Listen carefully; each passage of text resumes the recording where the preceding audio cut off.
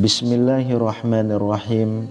Assalamualaikum warahmatullahi wabarakatuh. Syukur alhamdulillah kita bisa berjumpa lagi di channel ini. Sholawat dan salam selalu dan tetap tercurahkan kepada junjungan kita Nabi besar Muhammad sallallahu alaihi wasallam. Allahumma sholli ala sayyidina Muhammad wa ala ali sayyidina Muhammad. Harapan dan doa saya semoga saudaraku semuanya selalu diberikan kesehatan, dilapangkan rezekinya, diampuni dosa-dosanya, dan dipanjangkan umurnya. Amin ya rabbal alamin. Sahabat beriman yang dirahmati Allah, sholat subuh memiliki nilai yang tinggi dalam syariat Islam. Bahkan Rasulullah Shallallahu Alaihi Wasallam mendoakan langsung umatnya yang menunaikan sholat subuh. Orang yang menunaikan sholat subuh juga disaksikan oleh para malaikat. Akan tetapi ada bacaan surah pendek yang tidak dianjurkan. Lantas apa keutamaan sholat subuh? Bacaan surah apa yang tidak dianjurkan di waktu subuh? Benarkah malaikat menyaksikan langsung ketika kita menunaikan sholat subuh? Apa keutamaan menunaikan sholat subuh? Sahabat beriman, sholat subuh ditunaikan jelang terbitnya fajar, waktu di mana orang-orang dalam keadaan yang terlelap tidur. Betapa banyak kaum muslim yang lalai dalam mengerjakan sholat subuh. Mereka lebih memilih melanjutkan tidurnya ketimbang bangun untuk melaksanakan sholat. Karena itulah Rasulullah Shallallahu Alaihi Wasallam mengkhususkan sholat subuh mulia dengan keistimewaan tunggal. Sholat subuh bahkan memiliki sifat-sifat tertentu yang tidak terulang pada sholat lainnya.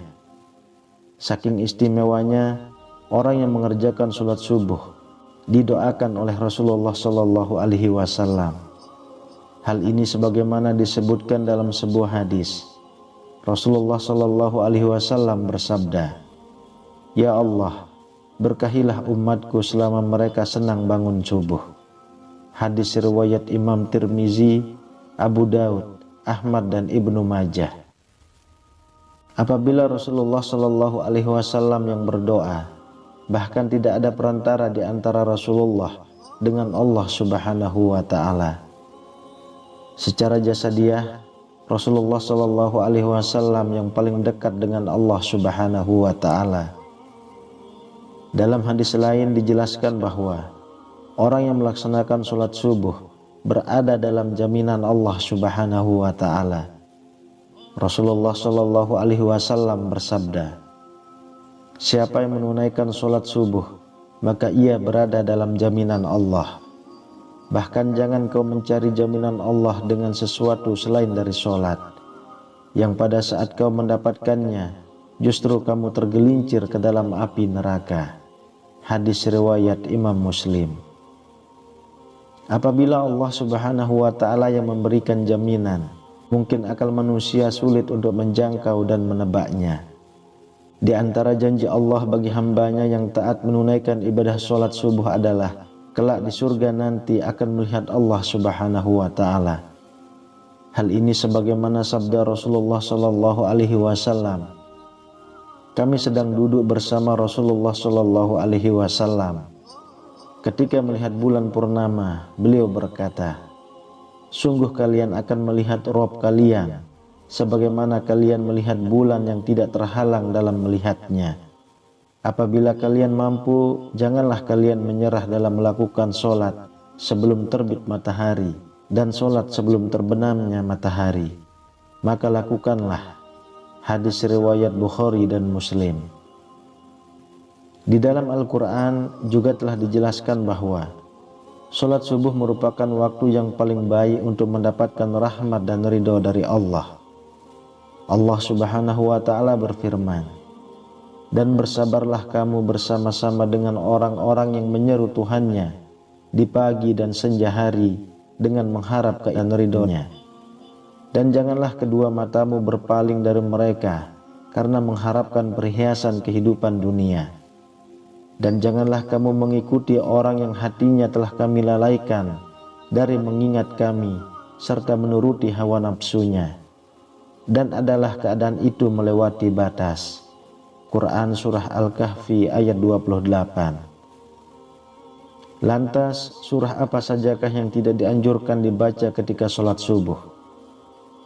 Sahabat beriman, begitu utama dan keistimewaannya sholat subuh, sampai ada bacaan surah tertentu yang tidak dianjurkan. Dalam Quran Surah Al-Isra ayat 78 dijelaskan bahwa malaikat menyaksikan langsung orang yang menunaikan ibadah sholat subuh.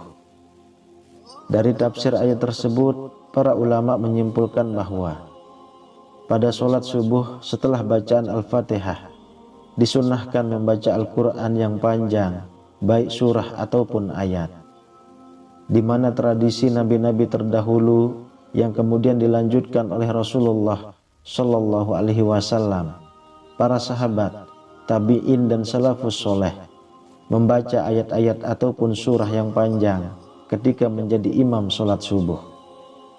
Maka dari itulah seorang imam sholat subuh setelah membaca surah Al-Fatihah, janganlah membaca surah pendek, apalagi super pendek, seperti Al-Ikhlas, Al-Falaq, dan An-Nas. Ini bukan masalah sah dan tidak sahnya dalam bacaan dalam sholat, melainkan masalah untung dan rugi. Perkara sah sudah pasti sah, akan tetapi rugi karena disaksikan banyak malaikat. Maka tentu sangat sayang sekali jika hanya ayat pendek yang dibacanya. Karena apabila semakin banyak huruf-huruf Al-Quran yang dibaca dalam melaksanakan sholat subuh yang disaksikan oleh banyak malaikat, akan menambah catatan amal kebaikan kita yang disampaikan ke Allah Subhanahu wa Ta'ala melalui malaikat. Rasulullah Shallallahu Alaihi Wasallam seringkali menunjukkan contoh-contoh bacaan sholat subuh yang menandakan syarat akan makna tertentu. Pada beberapa riwayat, Rasulullah Shallallahu Alaihi Wasallam disebutkan sering membaca surah Al-Waqiah, surah At-Tur, surah Qaf, surah At-Takwir. Rasulullah Shallallahu Alaihi Wasallam juga biasa membaca surah Ar-Rum, surah Yasin, dan surah As-Saffat. Dari Jabir bin Samurah, ia berkata, Rasulullah Shallallahu Alaihi Wasallam melakukan solat-solat wajib seperti solat yang kalian lakukan sekarang ini. Akan tetapi terkadang beliau meringankannya. Solat beliau lebih ringan daripada solat kalian. Dan terkadang dalam solat fajar atau subuh, beliau membaca surah Al-Waqiah dan surah-surah yang semisalnya. Hadis riwayat Imam Ahmad. Solat 2 rakaat sebelum solat subuh atau solat qobliyah juga memiliki keutamaan. Keutamaan qobliyah subuh pahalanya besar dan fadilahnya digambarkan lebih bagus daripada dunia beserta isinya. Apabila seseorang mengerjakan solat subuh, niscaya ia akan dapat banyak keutamaan. Selain keutamaan yang telah disebutkan, ternyata orang yang menunaikan sholat subuh disaksikan langsung oleh para malaikat. Benarkah para malaikat menyaksikan kita ketika sholat subuh? Sahabat beriman, Allah Subhanahu wa Ta'ala telah menyiapkan pahala yang luar biasa bagi mereka yang membiasakan sholat subuh tepat pada waktunya. Pahalanya bahkan sebanding dengan sholat semalam suntuk. Janji pahala ini sebagaimana sabda Rasulullah Shallallahu Alaihi Wasallam, barang siapa yang sholat subuh berjamaah, maka seakan-akan dia telah melaksanakan sholat semalam suntuk. Hadis riwayat Bukhari. Memang sebagai orang lalai mengerjakan sholat subuh karena malas bangun pagi, padahal secara ilmiah bangun pagi dan menekan ibadah sholat lebih baik daripada tertidur pulas dan malas-malasan. Di dalam ilmu sains menjelaskan, pembuluh darah manusia akan mengembang pada tengah malam terakhir sampai menjelang siang. Kemudian secara berangsur-angsur sekumpulan sel darah akan mengumpal pada dinding pembuluh, sehingga terjadi penyempitan. Inilah yang mengakibatkan tekanan darah tinggi. Dari segi medis pun mendukung aktivitas pagi untuk kesehatan tubuh. Sholat subuh yang memicu orang bangun pagi juga akan menjadi penerang pada hari kiamat, hari di mana orang-orang akan ketakutan. Rasulullah Shallallahu Alaihi Wasallam bersabda, "Berilah kabar gembira bagi orang-orang yang berjalan di kegelapan menuju masjid untuk mengerjakan sholat subuh dengan cahaya yang terang benderang. Pertolongan pada hari kiamat." Hadis riwayat Abu Daud, Tirmizi, dan Ibnu Majah. Sholat subuh yang dilaksanakan pada pergantian malam dan siang dimulai menjadi hal yang disukai para malaikat, karena pada saat itulah mereka malam dan siang sedang bertugas. Maka dari itulah mereka melaksanakan sholat subuh pada awal waktu, sebab disaksikan oleh para malaikat, baik itu malaikat yang bertugas pada malam hari maupun di siang hari.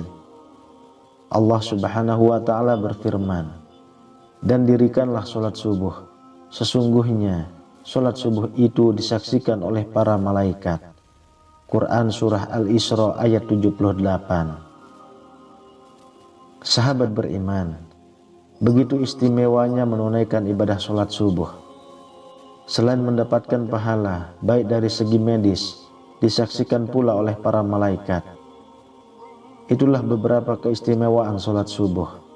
Semoga kita semua dimudahkan untuk melaksanakan sholat subuh secara berjamaah yang pahalanya begitu besar, sehingga lebih baik daripada dunia beserta isinya.